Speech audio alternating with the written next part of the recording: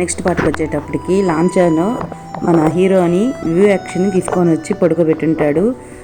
కళ్ళు తెరిచి ఇదంతా ఒక కళలాగా ఉంది, నేను మళ్ళీ బతికి రావడం అని చెప్పని అనుకుంటూ ఉంటాడు. సో నెక్స్ట్ వచ్చి లాంఛాన్ని చూసి, ఎందుకు నీ ఒంటి మీద ఇట్లాంటి గాయాలు ఉన్నాయి, అందరికీ నువ్వు ఒక రూలర్ లాంటి వాడివి, నీకే ఎందుకు ఇట్లా జరిగింది అని చెప్పని అడిగితే దానికి లాంఛాన్ని ఏం చెప్పడు. తర్వాత లాంఛాన్ని ఏం చేస్తాడంటే నీడ్స్ ఉన్న రాజ్యానికి తీసుకొని వస్తాడు. ఎందుకు ఈ స్పిరిట్స్ మళ్ళీ ఇట్లా చేస్తున్నాయని చెప్పని అక్కడికి వచ్చిన తర్వాత అక్కడ ఒక పర్సన్ ఉండి ఒక హీలింగ్ ప్యాట్రిచ్ డయాగ్రామ్స్ అమ్ముతున్నాను, కావాలంటే కొనుక్కో అని అడతాడు. అంటే వీలింగ్ అంటే నేనే కదా, నా డయాగ్రామ్స్ నేను ఇంత ఫేమస్ అని చెప్పని సరే కొంటాను. ఎందుకు కొనాలి ఇది అని అంటే, మీ ఇంట్లో ఏదన్నా చెడ్డగా ఉన్నా, దుష్ట ప్రభావాలున్నా, ఇంట్లో ఏదన్నా ఉన్నా దీన్ని పెట్టుకో. సరే ఎక్కడెక్కడ పెట్టుకోమంటావు దీని అంటే, మీ ఇంటికి గోడ ఉత్తరం వైపున దక్షిణం వైపున ఇదిగో అని చెప్పని ఇస్తాడు. ఆ ఫోటోలు చూసినటువంటి ఒక్కసారి ఇంత కోపం వస్తుంది. హీలింగ్ ప్యాట్రిచ్ ఎంత అందంగా ఉంటాడు, నువ్వేంట్రా ఇంత దరిద్రంగా డ్రా చేసావు, నీకు కొంచెం అన్నా బుద్ధిందరా, హీలింగ్ ఎంత అందంగా ఉంటాడు, అవునా చాలా అందంగా ఉంటాడు ఆయన, ఆ విషయం మాకు తెలియదే, మాకు తెలియక ఇన్ని రోజులు ఇంత చండాలంగా అమ్ముతున్నాం అని చెప్పని కాసేపు వాళ్ళిద్దరు డిస్కషన్ పెట్టుకుంటారు. ఈ లోపల అక్కడికి వాళ్ళ అక్క కొడుకు వస్తాడు. అతను వచ్చి, ఎవడరా ఇక్కడ అమ్మేది హీలింగ్ ప్యాట్రిచ్ బొమ్మలు, వాడి పేరు ఎత్తడం కూడా తప్పు అని చెప్పని అక్కడ ఉన్న వాడిని పిచ్చడు కొట్టుడు కొడతాడు. ఇంత లోపల మన అనుకుంటాడు, వీడు కొంచెం కూడా లేదు, అంత మేనమామలాగే ఉన్నాడు, మేనమామకి అంటే వాళ్ళ మామకి ఎంత కోపం ఉందో మా తమ్ముడికి అంత కోపము తీసుకొని వచ్చాడు, వీడితో ఎట్రా ఏగేది ఇంకా ఫ్యూచర్లో, వీడిని నేను భరించలేను, మా అక్కకు ఒక గుడ్ క్యారెక్టర్ రాలేదు, వీళ్ళ నాన్నలాగా కోపం, వీళ్ళ మామలాగా కోపం, ఇవి మాత్రమే తీసుకొని వచ్చాడు వీడు ఎప్పటికి మనుషులను అర్థం చేసుకుంటాడు అనుకుంటా ఉంటే ఈ లోపల అక్కడికి ఒక డాగ్ వస్తుంది. డాగ్స్ అంటే మన చాలా భయం. వీడేం చేస్తాడు, కాసేపు భయపడదాం కదా అని చెప్పని అక్కడ ఉన్న జిన్ను అతని మీదకి ఆ కుక్కను పంపిస్తాడు.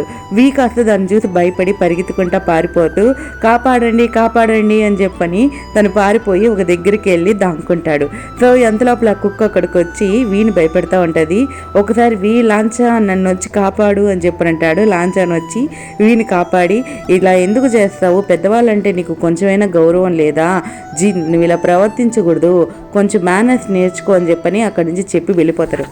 తర్వాత నెక్స్ట్ ఎవరైతే ఆ డయాగ్రామ్స్ అమ్మాడో అతని దగ్గరికి వెళ్ళి, మీ రాజ్యంలో ఏమన్నా విచిత్రంగా జరుగుతున్నదా, స్పిరిట్స్ ఏమైనా మళ్ళీ వచ్చాయా అని చెప్పని అడుగుతాడు.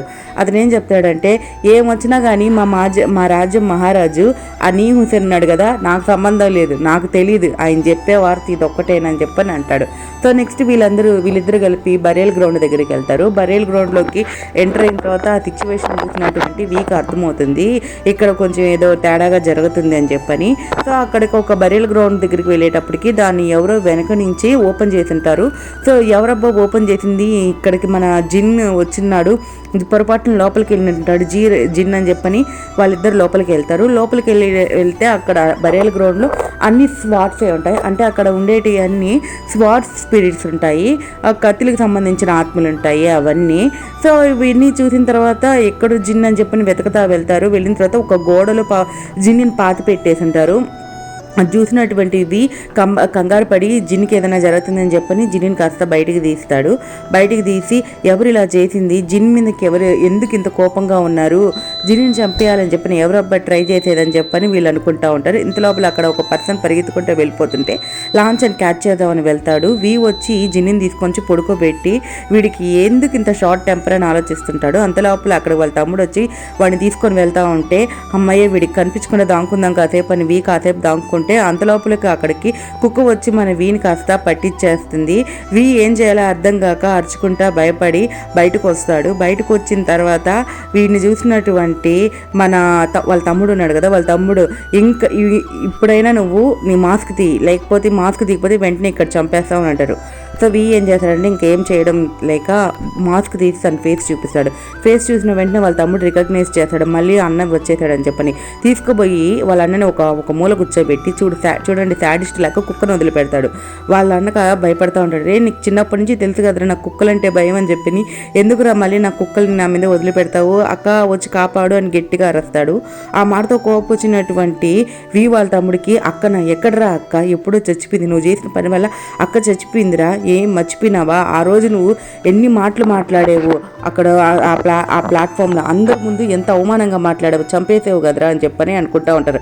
ఇందులోపల జిన్ లోపలికి వస్తాడు. జిన్ లోపలికి వచ్చి మన వీన్ కాస్త తప్పించేశాడు, వెళ్ళిపోయి ఇక్కడి నుంచి, నా కుక్కేం కరవదులే, అది ఊరికినే. సరే నీ కుక్క పేరు ఏంటి? ఫెరీ. ఏంట్రా కుక్కకి పేరు పెట్టావని ఆలోచిస్తుంటారు. నెక్స్ట్ మన జిన్ ఒంట్లో ఎవరో బ్లాక్ మ్యాజిక్ అప్లై చేసింటారు. అది చూసినటువంటివి దాన్ని కాస్త తన మీదకి అప్లై చేసుకుంటాడు. సో ఈ లోపల అక్కడ లాంఛన్ వెయిట్ చేస్తూ ఉంటాడు వీ వస్తాడని. వీని చూసినటువంటి లాంఛన్ ఏమి ఇంత చిన్నగా వచ్చావు, ఏమైంది నీ కాలుకి అని చెప్పని చూస్తే దెబ్బ తగిలి ఉంటుంది. ఆ తర్వాత లాంఛన్ చెప్తాడు, రా నా మీదకి వెక్కు, నేను తీసుకోపోతాను అంటే, నువ్వు ఎవరైనా తాగితేనే ఒప్పుకోవు, నన్ను పైన ఎక్కించుకొని తీసుకొని వెళ్తావా అని అంటే, అప్పుడు అంటాడు, ఒకప్పుడు నాకు ఇలానే దెబ్బ తగిలినప్పుడు నువ్వు వచ్చి నాకు చెప్పేవు నన్ను తీసుకొని వెళ్తానని చెప్పని. నీకున్న మానవత్వంలో నాకు అలాంటి మానవత్వమే ఉంది, నేను తీసుకొని వెళ్తాను, ఎట్టి పరిస్థితుల్లోనూ నేను వదలను ఈసారి నేను కాపాడుతానని చెప్పని వీని అక్కడి నుంచి తీసుకొని వెళ్ళిపోతాడు.